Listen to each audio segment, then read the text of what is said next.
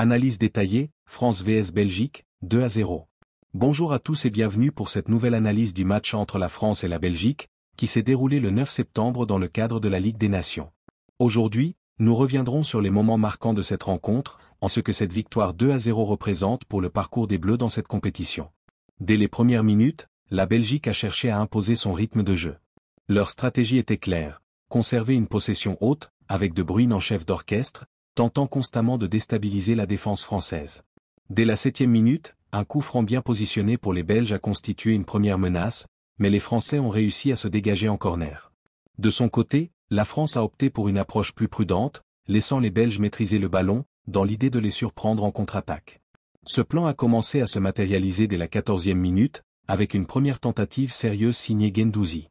Bien que ce tir n'ait pas inquiété Castille, il montrait que les Bleus étaient prêts à exploiter la moindre ouverture. À partir de la 20e minute, la pression belge s'est intensifiée, avec des incursions menées par Luke Bacchio et Openda.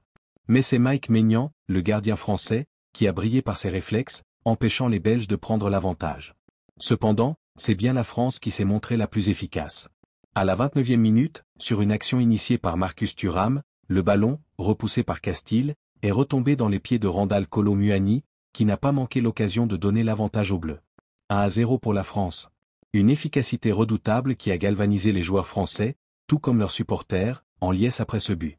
Malgré une Belgique toujours dangereuse dans ses offensives, la défense française, emmenée par un N'Golo Kanté omniprésent au milieu de terrain, a réussi à contenir les assauts adverses. La seconde période a vu la Belgique redoubler d'efforts. Menés au score, les Diables Rouges n'avaient d'autre option que de se montrer plus entreprenants.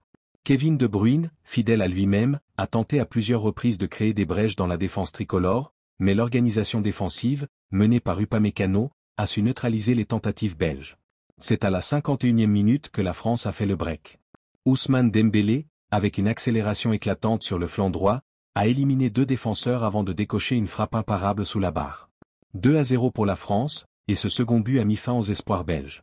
Dembélé, souvent pointé du doigt pour son irrégularité, a cette fois offert une prestation de grande classe.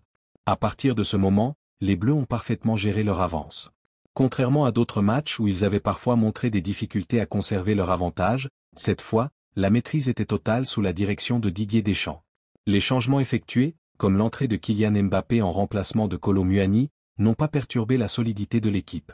La Belgique a continué à lutter, avec notamment des frappes lointaines de Kevin De Bruyne, mais Maignan, dans un état de grâce, a réalisé plusieurs parades cruciales pour assurer la victoire des siens.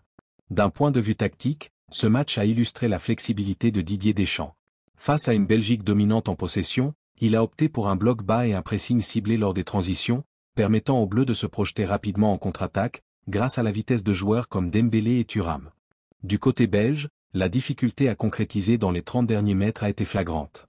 Malgré une possession d'environ 60%, ils n'ont pas su transformer cette domination en occasion franche. Une bonne partie de cette inefficacité est à mettre au crédit de la défense française, bien organisée, mais aussi à un manque de créativité offensive du côté des Belges.